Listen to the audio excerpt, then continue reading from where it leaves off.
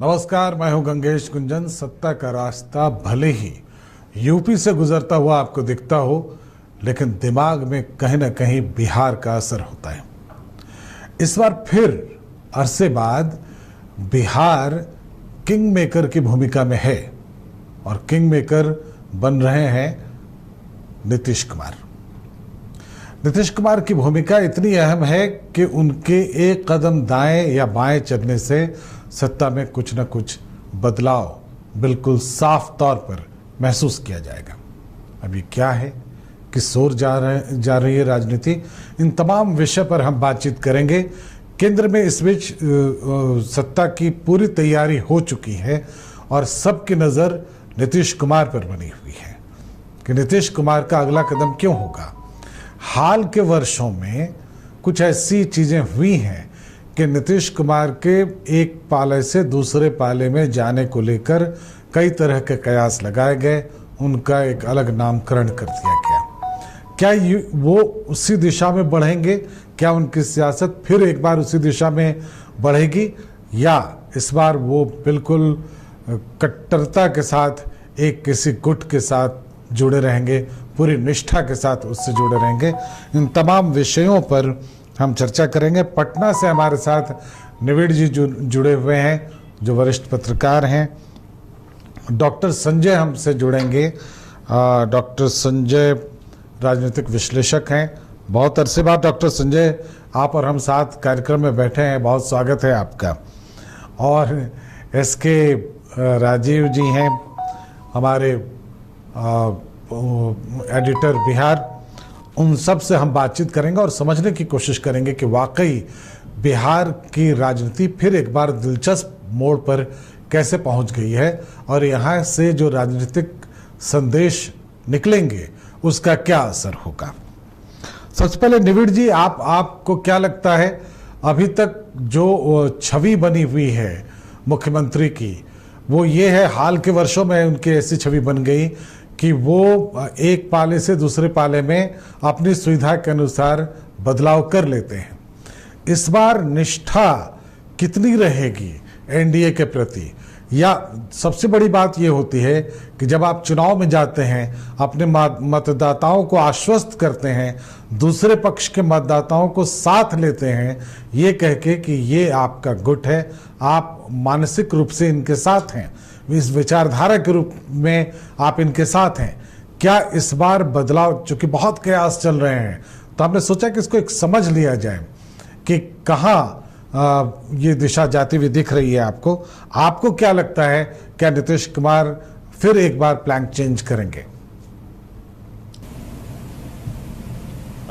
गंगेश जी, जिस तरह की घटनाएं और जिस तरह से पाला बदला नीतीश कुमार ने बार बार, तो यह आशंका निर्मूल नहीं है कि अपनी सुविधा के अनुसार वो चीज़ों को देखते हैं।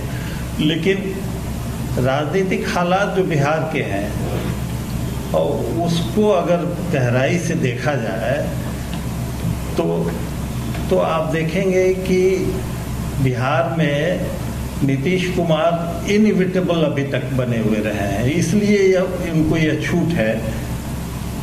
और नीतीश कुमार ने सब कुछ कहने के बावजूद बिहार के डेवलपमेंट ड्राइव को अपनी प्रायोरिटी बनाए रखा, इसके तो साक्षी हैं बिहारवासी। उन्होंने, और अब जो स्थितियां बन रही हैं केंद्र में,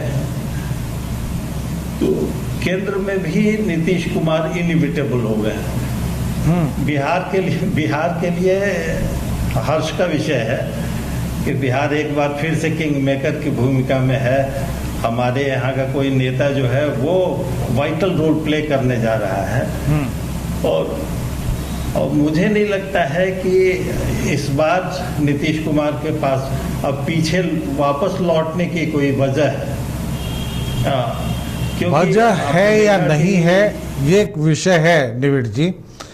गुंजाइश कितनी है, हम ये आकलन जरूर करेंगे। अभी हमसे आपकी बातचीत होती रहेगी। डॉक्टर संजय, प्राथमिक तौर से भी आपका रिएक्शन हम जरूर जानना चाहेंगे कि क्या नीतीश कुमार इस बार पूरी निष्ठा के साथ, चूंकि वो आरजेडी के साथ अभी सत्ता में थे, अचानक उन्होंने वो सत्ता छोड़ी, फिर वो बीजेपी के साथ आए, उससे पहले बीजेपी को छोड़ कर गए, वो तमाम तरह के किस्से हैं जो कि सभी जानते हैं।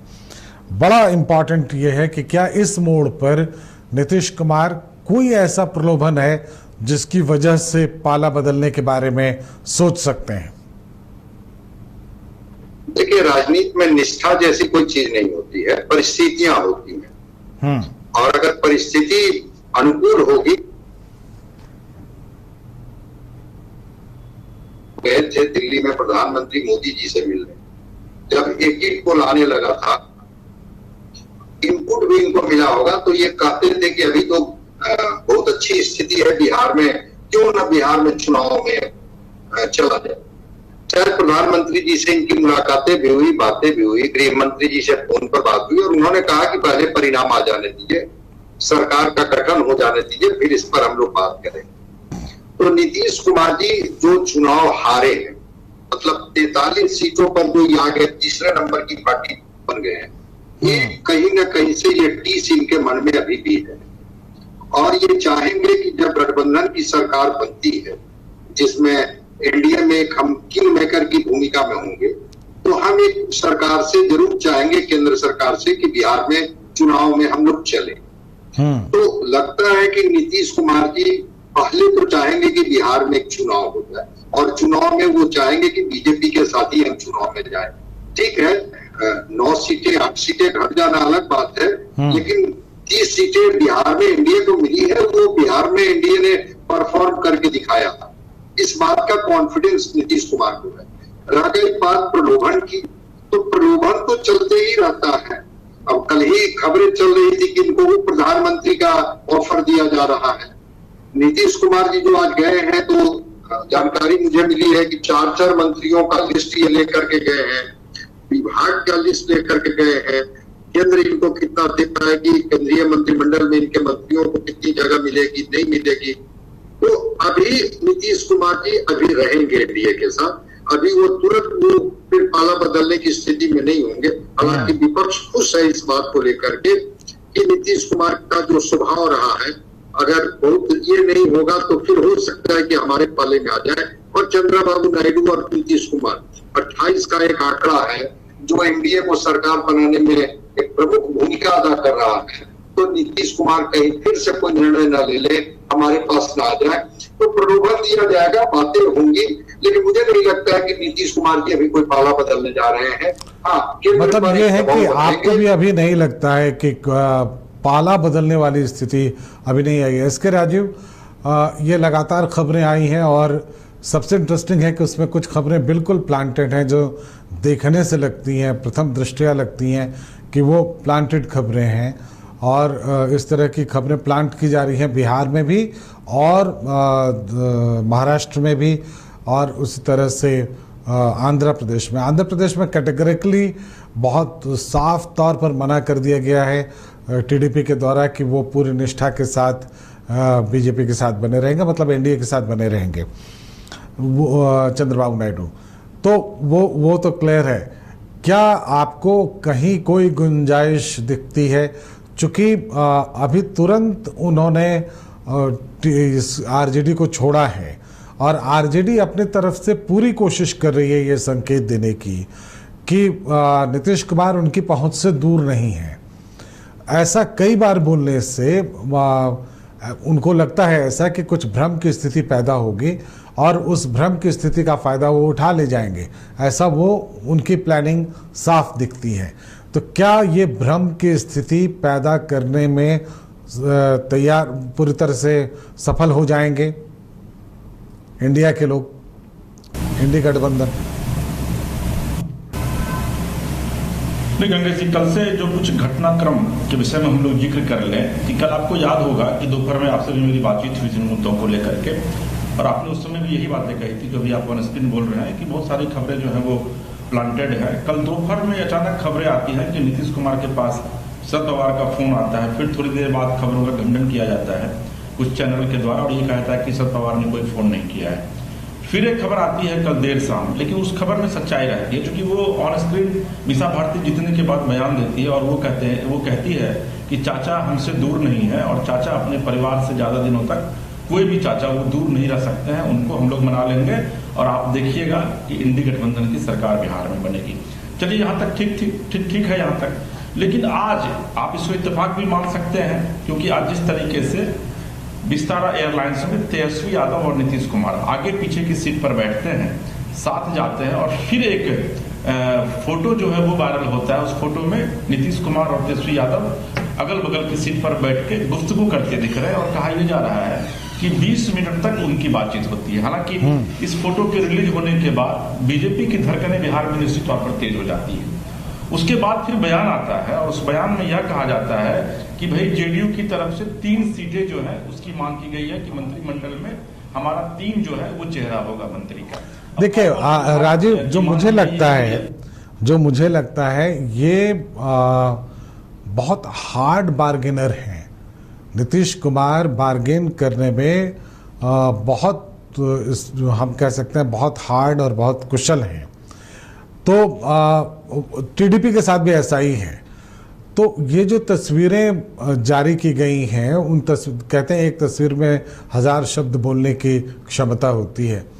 ये जो तस्वीरें जारी की गई या जो तस्वीरें दिखाई गई, उनका साथ में आना, साथ में बैठना, बातचीत करना, ये वो सभी जानते हैं, खासकर पॉलिटिशियंस भी जानते हैं कि उनका इस वक्त सिर्फ चाय की बात भी अगर वो करेंगे तो लोग मान लेंगे कि वो इस समय सियासत की बात कर रहे हैं। तो ये उसका एक वो जो स्थिति है उसका फायदा उठाने की कोशिश है। निविड जी, उन तस्वीरों में और क्या ज्यादा पढ़ा जा सकता है, क्योंकि संभावनाएं बड़ी सीमित हैं। आप इस पार जाएंगे या उस पार जाएंगे। अगर उस पार जाएंगे तो वहां की सरकार कितनी स्थिर होगी ये सोच कर जाना पड़ेगा, और दूसरा अगर इस पार रहेंगे तो इस पार मोदी जैसे प्रधानमंत्री के साथ रहना जिसमें कि उनकी बातें ज्यादा चलेंगी, ये आपको बर्दाश्त करना होगा। तो बहुत साफ है कि उनको किस ओर जाना है, एक बार में डिसाइड करना होगा। लेकिन आपने ठीक ही कहा कि नीतीश कुमार बहुत ही हार्ड बार्गेनर हैं, वो हार्ड लाइनर हैं। पिछली बार हम लोगों ने देखा एक मंत्रालय मिल रहा था, उन्होंने कहा कि नहीं, मुझे नहीं चाहिए, हम बिना मंत्री के ही रहेंगे, अब मेरा सपोर्ट रहेगा आपको। तो अब लेकिन जो स्थिति बनी है, जिस तरह के समीकरण उभर करके आए हैं, संख्या का पूरा खेल जो है वो नीतीश कुमार के ऊपर ही डिपेंड कर रहा है। तो ऐसे में इनकी बार्गेनिंग और कड़ी होगी और प्रधानमंत्री और बीजेपी नेतृत्व भी इस दबाव में अभी आने वाले कुछ समय तक तो रहेगा ही रहेगा और इसका लाभ मिलेगा जेडीयू को। दूसरी चीज़ ये है कि नीतीश कुमार ने भी तमाम प्रयोगों के बाद इस बार के चुनाव में जेडीयू कार्यकर्ताओं को इस बात का एहसास हो गया कि बीजेपी के साथ आने का सीधा लाभ जेडीयू को मिला है, क्योंकि बीजेपी के वोटर्स तो आंख मूंद करके जेडीयू के तरफ शिफ्ट हो गए। एनडीए का पार्ट जैसे ही जेडीयू बना, लेकिन इसके अपोजिट वाइस वर्सा आप नहीं कह सकते हैं, बीजेपी को इसका लॉस हुआ, क्योंकि नीतीश के जो वोटर्स थे वो बीजेपी की तरफ नहीं शिफ्ट हुए, वो आरजेडी और उसकी तरफ शिफ्ट हो गए। मुस्लिम महिलाओं ने जेडीयू को वोट किया है। हाँ, अब इसके साक्षी हैं, हमारे कई रिपोर्टर्स ऑन स्पॉट थे, तो लोगों ने बताया कि मुस्लिम महिलाएं भी वोट कर रही थी जेडीयू के लिए, लेकिन वही मुस्लिम महिलाएं जो हैं वो बीजेपी कैंडिडेट के लिए नहीं वोट कर सकती। तो इसलिए जो अल्पसंख्यकों का तो पूरे देश में एक ही मूड था कि वो उन्हें किसी भी हालत में बीजेपी के साथ नहीं जाना था और बल्कि बीजेपी की को हराने वाली शक्तियों के साथ रहना था उनको। तो ये उसमें तो आप अपेक्षा भी नहीं कर सकते हैं। ये है कि बाकी के जो वोटर्स हैं जिन पर नीतीश कुमार की पकड़ है। मैं कह रहा हूं कि हैरान करने वाली बात हैरान करने वाली बात ये थी कि नीतीश कुमार के फेवर में और ये उनके किए हुए का प्रतिदान मिल रहा है उनको। उन्होंने जीविका दीदियों के जरिए और स्वयं सहायता समूह के जरिए महिलाओं के लिए जितने स्कीम चलाए हैं और हम लोग तो यहाँ रह करके देख रहे हैं कि वो बड़े कारगर तरीके से उसको एग्जीक्यूट भी किया है। तो महिलाएं जो है वो अभी आंख मूंद करके नीतीश के पक्ष में। देखिए, अभी ऐसा कोई आंकड़ा मुझे लगता है कि अभी कुछ दिनों पहले तक की बात थी, नीतीश कुमार के कुछ बयान ऐसे आ रहे थे मुख्यमंत्री के, और उनको ये मान लिया गया था कि पॉलिटिकली इररिलेवेंट आदमी होते जा रहे हैं। एक मैसेज देने की कोशिश की जा रही थी जब इनका संबंध आरजेडी के साथ था, जब आरजेडी के साथ इनकी सरकार चल रही थी। ये मैसेज क्लियर कट जा रहा था कि ये पॉलिटिकली इररिलेवेंट आदमी हो गए हैं और इनका बिहार की राजनीति में बहुत लेना देना नहीं है। और आप देखेंगे कि उसी शासनकाल में जो आरजेडी और जेडीयू का था, उसका पूरा एडवांटेज तेजस्वी यादव ने उठाया, ये कह के कि नौकरियां उन्होंने दी हैं, उन्होंने सरकार के उन दिनों के सारे काम का पूरा क्रेडिट वो ले गए और नीतीश कुमार को एक तरह से इररिलेवेंट कर दिया गया। इसकी बड़ी वजह शायद ये भी रही कि लालू यादव जेल से बाहर रहे और वो बहुत कुछ वहाँ पर मैनेज करते रहे। संजय जी, क्या अचानक जैसे एकदम साफ दिख रहा था कि बिहार में नीतीश कुमार को एक किनारे कर दिया गया था, उनकी चर्चा, उनके बयानों को लेकर जो बयान गलत थे या वैसे बयान थे जिनकी चर्चा तक नहीं कर सकते आप, उन बयानों को लेकर रह गया था। तो अब अचानक वो रिलेवेंस दिखता है, अचानक उनकी शक्ति बढ़ती है। क्या इसके बावजूद भी नीतीश कुमार ये सोच सकते हैं कि वो इस अलायंस से बाहर जाएं? इसकी कोई वजह दिखती है आपको? नहीं, इरेलीवेंट नहीं कहा जाएगा। अगर इरेलीवेंट होते तो 16 सीटें कैसे इनको मिल जाती गठबंधन में। वो विपक्ष के साथ ये गए थे और कन्वीनर तक इनको नहीं बनाया गया था, और ये कह करके कि ममता बनर्जी नहीं चाहती है, वो नहीं चाहती, तो एक कन्वीनर वाली बात पर इनको रोक दिया गया।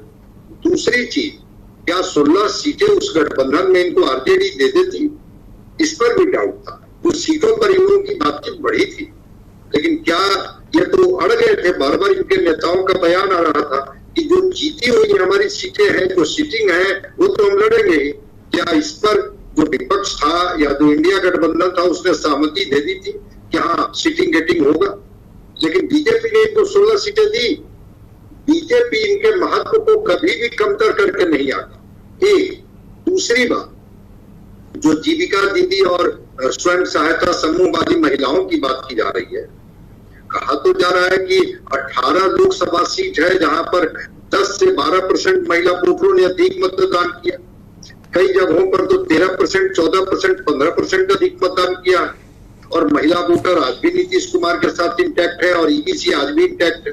तो वो नीतीश कुमार जिनको की तेजस्वी के लिए इनको डेडलाइन देना पड़ा था कि ये बता रहे थे कि 25 में तो हम तेजस्वी को जिम्मेवारी दे देंगे, और आज विजय चौधरी प्रेस कॉन्फ्रेंस करके करें कि 25 का चुनाव हम नीतीश कुमार के नेतृत्व में लड़ेंगे। तो नीतीश कुमार को केंद्र में अच्छी भागीदारी, शायद मुख्यमंत्री के तौर पर बीजेपी, हमें नहीं लगता है कि इनको कोई छेड़छाड़ करेगी बिहार में। बीजेपी का और ये एनडीए के ये चेहरा के रूप में नीतीश कुमार ही होंगे। और तीसरी बात जो इनकी मांगे रही है लंबे दिनों तक, विशेष राज्य का दर्जा या विशेष पैकेज की ही बात सही, बाद में वो विशेष पैकेज की बात होने लगी थी। तो क्या केंद्र में जब ये रहेंगे तो क्या ये यूपीए में या ये जो इंडिया गठबंधन है इसमें इस तरह का ये दबाव बना पाएंगे? मुझे नहीं लगता है कि नीतीश कुमार से अच्छा कोई, जो आप कह रहे थे एक शब्द हार्ड बार्गेनर कोई व्यक्ति होगा। और नीतीश कुमार भी इस बात को समझ रहे हैं कि भाजपा इस खेल की बड़ी मंजी हुई खिलाड़ी है कि अगर हम इनके साथ नहीं रहते हैं, टीडीपी भी नहीं रहती है, तो वो जो 28 का जो आंकड़ा है, इसको भाजपा उद्धव ठाकरे को और टीएमसी को या डीएम को जो ऑलरेडी रही है उनके साथ, उनको तोड़ करके वो बना नहीं लेगी। इसलिए नीतीश कुमार, मैं नहीं समझता हूं कि अभी कोई ऐसा निर्णय लेने जा रहे हैं। हाँ, एक चुनाव ये चाहते हैं कि चुनाव हो जाए, कि जितना जल्दी बिहार में चुनाव हो जाए तो मैंडेट हमको मिल जाए। और जो एक तीसरे नंबर की पार्टी का जो कसक इनके अंदर में है कि हम तीसरे नंबर की पार्टी बन के आ गए हैं, ये चाहते हैं कि फिर एक बार बाउंस बैक करें और फिर एक बार उभर करके बिहार में भी हम आ जाए, ताकि हमारी सत्ता और बतौर हमारी जिम्मेवारी से लोग हमको इधर उधर पे धकेल रहे हैं। राजीव, क्या आपको लगता है, अब अगर हम एक इक्वेशन की बात करें, क्या आपको लगता है कि वाकई जेडीयू और बीजेपी एक नेचुरल अलायंस है बिहार में जिसको कि समर्थन मिलता रहता है, लेकिन आरजेडी और जेडीयू एक का जो अलायंस है वो शायद उसमें वोटों के ट्रांसफर को लेकर कुछ ना कुछ इशू रहता है और उसमें नुकसान हमेशा नीतीश कुमार को होता है। जैसे बीजेपी और जेडीयू के अलायंस में निविड़ जी जैसा बता रहे थे कि वोट ट्रांसफर नहीं हुए उनके, तो क्या इस तरह का इक्वेशन कुछ बिहार में बनता है जिसमें आरजेडी के साथ जब भी जेडीयू जाती है तो ऐसा लगता है कि उनको नुकसान हो रहा है और अंत में उनको फिर वापस एनडीए में आना पड़ता है? देखिए गंगेश जी, नेचुरल और रेगुलर अलायंस है एनडीए में आपका बीजेपी और नीतीश कुमार का, और यही वजह है कि आप देखिए कि जैसे ही रिजल्ट आया है उसके बाद आज, और जब ये बयानबाजी आरजेडी की तरफ से लगातार शुरू की गई, कांग्रेस की तरफ से कि आप अपने पुराने घर में लौट आइए, फिर से आ जाइए, उसके बाद आज जेडीयू को पीसी करनी पड़ी है। और पटना में जो जेडीयू के 3 महत्वपूर्ण मुख्य प्रवक्ता हैं, नीरज कुमार, राजीव रंजन और एक और प्रवक्ता है, वो उन तीनों ने पीसी करके विधिवत क्लेरिफाई किया है और यह कहा है कि नीतीश कुमार कहीं नहीं जाने वाले हैं, वो एनडीए के साथ पूरी तरीके से इंटैक्ट हैं। और जो लोग उनको वापस बुला रहे हैं उनको ये चीज याद करना चाहिए कि उन लोगों ने ही इस चुनाव में यह कहा है कि नीतीश कुमार अब बिहार की राजनीति के लिए पूरी तरीके से अप्रासंगिक हो गए हैं। अब उनकी कोई पूछ नहीं है, उनका कोई वजूद नहीं है, उनका कोई वोट बैंक नहीं है। जबकि आप अगर वोट बैंक की भी बात करें तो इस चुनाव में जो कल चुनाव परिणाम सामने आया है उसमें भी बीजेपी जदयू का जो वोट बैंक है वो 21.57% है। बीजेपी का जो वोट बैंक है वो लगभग 22.97% है। आरजेडी का जो वोट बैंक है वो भी लगभग 22 के करीब है, और फिर कांग्रेस का जो वोट बैंक है वो 9% के करीब है। तो आज जेडीयू ने यह बताने की कोशिश की है कि ये जो अलायंस है एनडीए का, ये पूरे तरीके से न सिर्फ इंटैक्ट है बल्कि नीतीश कुमार बिहार में 71 जनसभा में से लगभग 44 जनसभाओं में यह कह चुके हैं कि उन्होंने आरजेडी के साथ जाकर के गलती की और वो गलती फिर जीवन में वो कभी नहीं दोहराएंगे और हमेशा वो नरेंद्र मोदी के साथ रहेंगे। दूसरा, भी थोड़ी देर पहले एक बयान ललन सिंह का आता है, ललन सिंह भी चूंकि दिल्ली गए हैं और अभी नीतीश कुमार के साथ वो एनडीए की बैठक में भी शामिल है। उन्होंने यह कहा है कि इंडिया वाले अगर इस गफलत में जी रहे हैं कि नीतीश कुमार फिर उनके साथ जाएंगे तो वो गलतफहमी अब वो छोड़ दे, पूरी तरीके से एनडीए के साथ हैं। और नरेंद्र मोदी ने कल विधि बता, आप भी देख रहे होंगे गंगेश जी, कल जब नरेंद्र मोदी बीजेपी मुख्यालय से देश को संबोधित कर रहे थे तो उन्होंने कहा था कि नीतीश कुमार के नेतृत्व में बिहार में एनडीए को प्रचंड बहुमत मिला है। अगर 40 में से आप 30 सीट जीतते हैं और ऐसी स्थिति में जब 32 पार्टियां एक साथ खड़ी हो एक मंच पे और उसके बाद अगर 30 सीट आप जीत रहे हैं तो निश्चित तौर पर नरेंद्र मोदी अप्रिशिएट करेंगे। और कल उन्होंने सार्वजनिक मन से किया है तो नीतीश कुमार, मुझे नहीं लगता, हाँ एक निश्चित तौर पर जो भी आप चर्चा हम लोग कर रहे थे इसके पहले कि 2 तस्वीर जो वायरल की गई है उस वायरल तस्वीर के माध्यम से एक प्रेशर बनाने की कोशिश बीजेपी पर जरूर की जा रही है। क्योंकि आपको याद होगा कि जब 2019 में ये लोग चुनाव जीते थे साथ में, तो उस समय एक मंत्रिमंडल की बात हुई थी और नीतीश कुमार 2 मंत्री की मांग जो है कर रहे थे, जिसमें कि आरसीपी ने एक मंत्री ले लिया और ललन सिंह को मंत्री पद नहीं मिला था, जिसके बाद से फिर बिहार में सियासी उलटफेर आपको देखने को मिला था। तो इस बार 3 मंत्रिमंडल में जगह जो है ये लोग मांग रहे हैं और मुझे लगता है कि इनकी मांगों को मान भी लिया जाएगा। इसीलिए कि चूंकि 2025 में बिहार विधानसभा चुनाव है और एक चीज तो बिहार ने ये तय कर दिया है कल के चुनाव परिणाम के बाद कि बिहार में तेजस्वी यादव और लालू प्रसाद यादव की राजनीति को पूरी तरीके से जनता ने नकार दिया है। क्योंकि 28 सीट पर अगर आप चुनाव लड़ते हैं और उसमें 4 सीट आप चुनाव जीतते हैं और उसमें भी एक बक्सर की जो सीट है बहुत कम मार्क में, तो आरजेडी को भी ये पता चल गया है कि नीतीश कुमार का क्या इंपॉर्टेंस है। नीतीश कुमार को भी ये पता चल गया है कि वो अगर बीजेपी के साथ है तो भाई 12-12 पर वो लोग सीट दोनों जीतते हैं। लेकिन नवीर जी की जो एक बातें हैं गंगेश जी, वो बड़ा इंपॉर्टेंट है। इन्होंने ये कहा कि वाकई में जो जेडीयू के जो वोटर्स थे वो उनका वोट जो है वो बीजेपी में ट्रांसफर नहीं हो पाया। मैं आपको उदाहरण दे रहा हूं कि देखिए जेडीयू के वोटर कौन है, ओबीसी है, ईबीसी है और खास करके जो कोयरी कुर्मी है उनके विषय में कहा जाता है कि वो जेडीयू के वोटर है और नीतीश कुमार को नाम नेता भी मानते हैं। आप कल देखिए औरंगाबाद की सीट सिर्फ इसलिए बीजेपी ने वहां पर बीजेपी लूज की है क्योंकि वहां पर जो कोयरी कुर्मी जो वोटर है उन्होंने वोट नहीं किया है बीजेपी को, ये कन्फर्म है। आप काराकाट की बात कर लीजिए, वहां पर जो कुशवाहा वोटर है वो उपेंद्र कुशवाहा को वोट नहीं किया है। आप सासाराम की बात कर लीजिए, वहां पर कोई कुर्मी वोटर ने आपको वोट नहीं किया है, वहां पर शिवेश राम को जो बीजेपी के उम्मीदवार है। यही कमोबेश स्थिति जहानाबाद में भी रही है, यही कमोबेश स्थिति, चूंकि मैं मुंगेर के दौरे पर था और वहां पर 4.5 लाख वोटर है कुर्मी। मैं कई वहां लगभग 5 दिन रुका था मैं मुंगेर में, और जब मैं गया था एक बस्ती में, मुझे बस्ती का एग्जैक्ट नाम नहीं याद है, रात के 9 बज रहे थे, जब मैं वहां पर बात किया तो लोगों ने यह कहा कि देखिए हम लोगों के साथ बड़ी प्रॉब्लम है, क्योंकि जो हमारा जो आरजेडी से जो उम्मीदवार खड़ी है अनिता कुशवाहा, वो कुशवाहा जाति से है और हम लोग नेता मानते हैं नीतीश कुमार को। अंतिम में यह देखने को मिला कि वहां पर 50% वोट जो है वो बटा है कुर्मी का। तो इस बात से इनकार नहीं किया जा सकता है कि बीजेपी के जो वोटर्स हैं उन्होंने पूरे थोक भाव में वोट किया है जेडीयू को, लेकिन जेडीयू के जो वोटर हैं वो थोक भाव में बीजेपी को उन्होंने वोट नहीं किया। अगर करती तो निश्चित तौर पर आज जो बिहार में 4-5 सीट बीजेपी ने लूज किया है, और खास करके अगर आप पूरे मगध को देखेंगे तो मगध के ही इलाकों में बीजेपी ने ज्यादा सीट लूज किया है, चाहे सासाराम से लेकर के और आप जहानाबाद तक देख लें, तो उसमें निश्चित तौर पर जो जेडीयू के वोटर थे वो वोटर जो है वो टर्न अप नहीं हो पाए बीजेपी के पक्ष में। चलिए, ये एक समीकरण है, हम इस समीकरण को समझने की कोशिश करेंगे और ये मानना होगा कि जो नया गठबंधन है बीजेपी और जेडीयू का, ये इस गठबंधन में अब आप पहले किसी और के साथ सरकार चलाते हैं, फिर ऑल ऑफ ए सडन आप इस निष्कर्ष पर पहुंचते हैं कि आप अगले दल के साथ, और वो भी विरोधी दल के साथ सरकार बनाएंगे, तो ग्राउंड लेवल तक मैसेज पहुंचने में दिक्कत होती है। अभी मुझे जानकारी मिली यहाँ झारखंड में भी कि जो पुराने लोग थे जेएमएम के, अगर वो चुनाव हारी हैं या हारे हैं तो इसके पीछे ये था कि बाद में लोगों ने ये उनके वोटर्स को समझा दिया कि साहब इनका निशान वही है, चुनाव चिन्ह वही है जो पहले हुआ करता था। तो वोटर्स वहाँ तक एडुकेट नहीं हो पाते हैं और उनको ये समझने में थोड़ा टाइम लगता है कि कहाँ क्या है।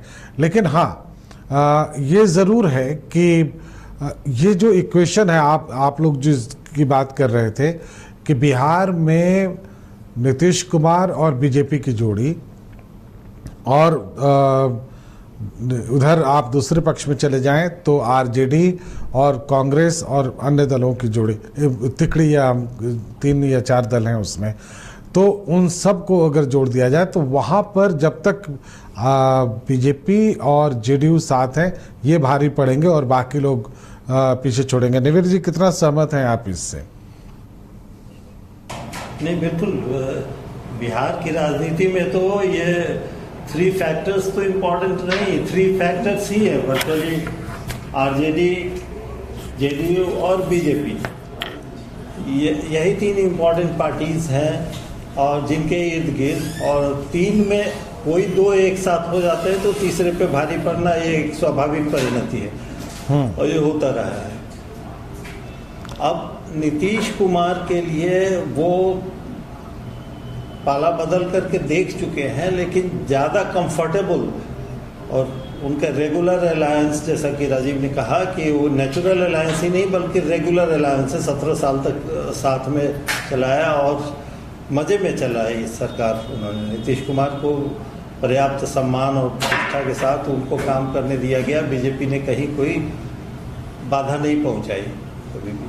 तो आज तो और ये साबित हो चुका है, इस चुनाव, लोकसभा चुनाव ने साबित कर दिया है।